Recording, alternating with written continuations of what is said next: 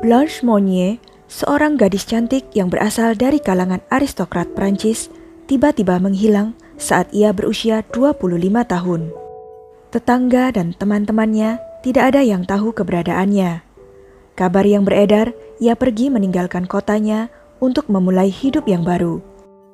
Ternyata, Blanche diam-diam dikurung di sebuah ruangan kecil di atas loteng oleh ibu dan saudara laki-lakinya selama 25 tahun. Ia akhirnya ditemukan oleh polisi 25 tahun kemudian dalam kondisi yang sangat mengenaskan. Bagaimana kisah lengkapnya? Apa yang membuat ibunya tega memperlakukannya seperti itu? Yuk langsung aja tonton video ini sampai habis. Sebelumnya, silakan subscribe dulu channel ini serta nyalakan loncengnya untuk mendapatkan kisah-kisah menarik dari tokoh-tokoh yang terkenal di dunia. Cerita ini dimulai dari Poitiers, Prancis. Blanche Monnier lahir pada tanggal 1 Maret 1849 sebagai keturunan golongan aristokrat Prancis. Ia tumbuh sebagai seorang gadis yang sangat cantik, terpelajar, elegan, lembut, serta baik hati, sehingga banyak pria-pria aristokrat yang berdatangan untuk melamarnya. Namun, hati Blanche tertambat pada seorang pria yang lebih tua, bekerja sebagai pengacara miskin dan dari kalangan rakyat biasa. Masalah besar dengan keinginan pasangan ini untuk menikah dan memiliki keluarga datang dari Louis, ibu Blanche Monnier. Pada tahun 1874, pada usia 25 tahun, Blanche mengutarakan keinginannya untuk menikah dengan pengacara tersebut. Ibunya tidak setuju dan sangat menentang rencana pernikahan ini. Tingkah posesif ini mencapai titik puncak di mana Louis sangat marah karena ia menganggap putrinya terlalu berharga untuk dinikahi. Ia berpendapat bahwa putrinya tidak bisa menikah dengan pengacara yang tidak punya uang dan dari kalangan rendah. Tapi meskipun ibunya berkeras supaya ia memilih suami yang lebih cocok, Blanche menolak. Marah dengan pembangkangan putrinya, Madame Monnier ini menguncinya di sebuah ruangan kecil yang gelap di loteng rumah mereka, di mana ia mengucilkannya selama 25 tahun.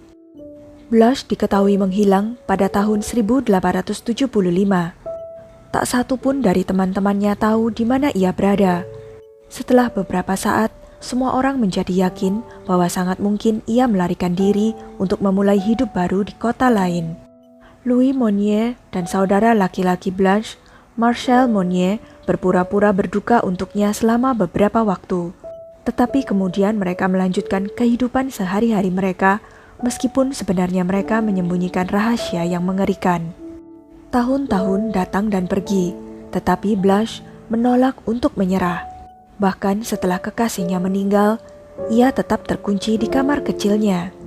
Bahkan saudara laki-lakinya maupun pelayan keluarga, tidak ada satupun yang membantunya.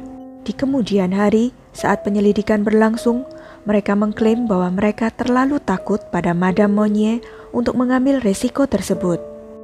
Blanche Monnier, sosok muda, cantik, dan sosialita, yang membuat satu-satunya kesalahan yaitu melawan kehendak ibunya. Madame Monnier, ibu Blanche, sangat mungkin terpengaruh oleh kekhawatirannya akan rasa malu atas gosip yang disebabkan oleh pernikahan putrinya dengan pengacara miskin. Ada juga kemungkinan bahwa rasa posesif dari ketidakseimbangan mentalnya membuat Madame Monnier mempertahankan putrinya hanya untuk dia selama mungkin. Surat anonim datang setelah 25 tahun berlalu. Seseorang yang mengetahui fakta mengerikan itu melaporkannya ke kantor Kejaksaan Agung Paris. Pada tanggal 23 Mei 1901, Jaksa Agung Paris menerima surat aneh yang menyatakan bahwa sebuah keluarga terpandang di kota itu menyimpan rahasia kotor. Catatan itu ditulis tangan dan tidak ditandatangani, tetapi Jaksa Agung sangat terganggu dengan isinya, sehingga ia memutuskan untuk segera menyelidikinya. Surat tanpa nama itu berisi tulisan, "Tuan Jaksa Agung, saya mendapat kehormatan untuk memberitahu Anda tentang kejadian yang sangat serius. Saya berbicara tentang seorang wanita tua yang dikurung di rumah Madame Monnier, setengah kelaparan dan hidup dengan sampah busuk selama 25 tahun terakhir. Singkatnya, dalam kotorannya sendiri. Surat itu menyebabkan penyelidikan menyeluruh. Polisi melakukan penggeledahan besar-besaran di perkebunan dan tidak menemukan sesuatu yang aneh, sampai mereka mencium bau busuk yang berasal dari salah satu kamar di lantai atas. Setelah diselidiki lebih lanjut, ternyata pintu digembok tertutup. Menyadari ada sesuatu yang tidak beres, polisi mendobrak kunci dan masuk ke dalam ruangan, tidak siap menghadapi kengerian yang ada di dalamnya. Ruangan itu gelap gulita, satu-satunya jendela tertutup rapat dan tersembunyi di balik tirai tebal. Bau busuk di kamar gelap itu begitu menyengat, sehingga salah satu petugas segera memerintahkan agar jendela dibuka.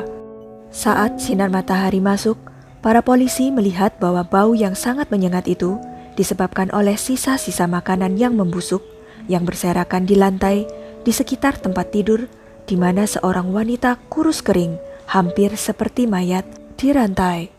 Ketika petugas polisi membuka jendela, itu adalah pertama kalinya Blanche Monnier melihat matahari selama lebih dari 2 dekade.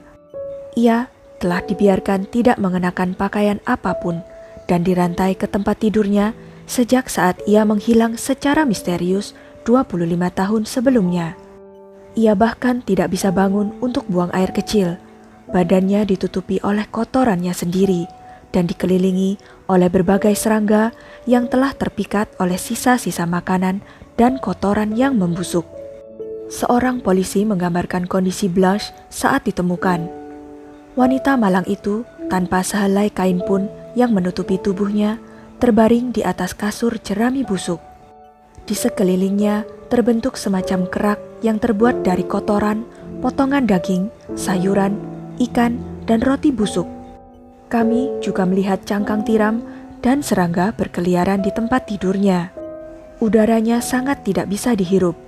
Bau yang dikeluarkan oleh ruangan itu sangat menyengat, sehingga tidak mungkin lagi bagi kami untuk tinggal lebih lama untuk melanjutkan penyelidikan kami. Kemudian, Blanche segera dibawa ke rumah sakit. Staf rumah sakit melaporkan bahwa meskipun Blanche sangat kekurangan gizi dengan berat hanya 25 kilo ketika ia diselamatkan, ia bisa berpikir cukup jernih dan mengatakan betapa indahnya menghirup udara segar lagi. Louis, ibu Blanche, dan Marcel, saudara laki-laki Blanche pun segera ditangkap. Tidak pernah terungkap siapa yang menulis catatan yang memicu penyelamatan Blanche. Satu desas-desus yang beredar bahwa seorang pelayan tidak sengaja membocorkan rahasia keluarga Monnier itu ke pacarnya, yang kemudian sangat ketakutan, sehingga ia langsung pergi melaporkannya ke Jaksa Agung. Kemarahan publik begitu besar, sehingga massa yang marah berkumpul di luar rumah Monnier. Setelah ditangkap, Madame Monnier mengakui penyekapan itu, dan meninggal karena serangan jantung 15 hari setelah pembebasan Blanche.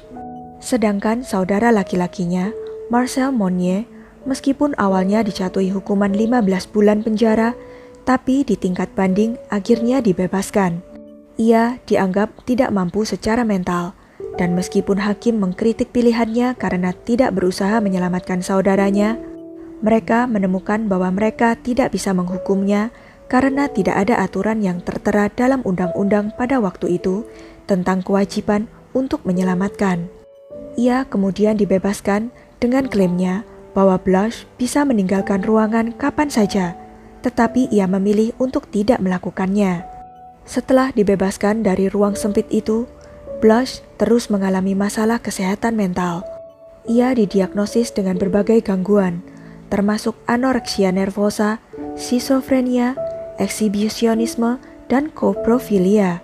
Berbagai gangguan mental yang dialaminya itu menyebabkan ia segera dimasukkan ke rumah sakit jiwa di Blois, di mana ia meninggal pada tahun 1913 dalam keadaan masih terpuruk dalam berbagai penyakit mentalnya.